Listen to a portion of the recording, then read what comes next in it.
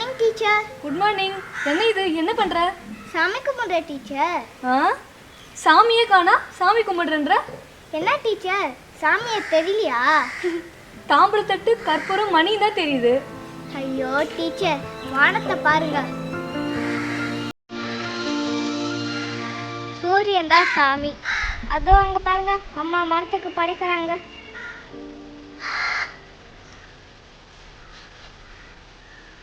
வாங்க டீச்சர். வணக்கம். வணக்கங்க. மரமும் செடியும் நம்மளுக்கு சாமி தான். அது வாங்க பாருங்க, எங்க அப்பா ஸ்வீட்டுக்கு சாப்பாடு போடுறாரு. ஸ்வீட்டி சாப்பிட்டு சாப்பிட்டு சாப்பிட்டு இந்த இந்த இந்த இந்த உனக்கு தான் எல்லாம் உனக்கு.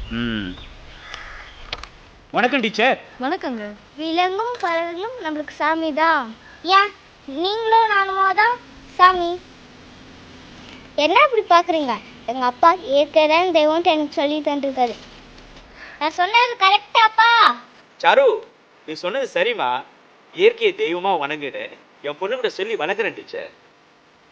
ஆமாம் டீச்சர், நம்ம தமிழ் சமூகம் ஒரு காலத்தில் ஜாதி மதமே பார்க்காம இயற்கையை மட்டும்தான் கடவுளாக வணங்கியிருக்காங்க. நீங்க ஸ்கூல்ல பசங்களுக்கு மனப்பாடம் செய்ய சொல்றதை விட்டுட்டு இயற்கை பாடத்தை கத்துக் கொடுங்க. பசங்க நல்லா வருவாங்க. சாரு, எனக்கு ஒரு நிமிஷத்துல வாழ்க்கை பாடத்தையே புரிய வச்சுட்டேன். வாழ்க்கையெல்லாம் செயற்கையா போன அந்த காலத்துல இயற்கை தான் வாழ்க்கைன்னு உணர வச்சுட்டேன். சரிங்க டீச்சர், இப்போ நீங்கள் சூரிய பகவானை வேண்டிக்கோங்க.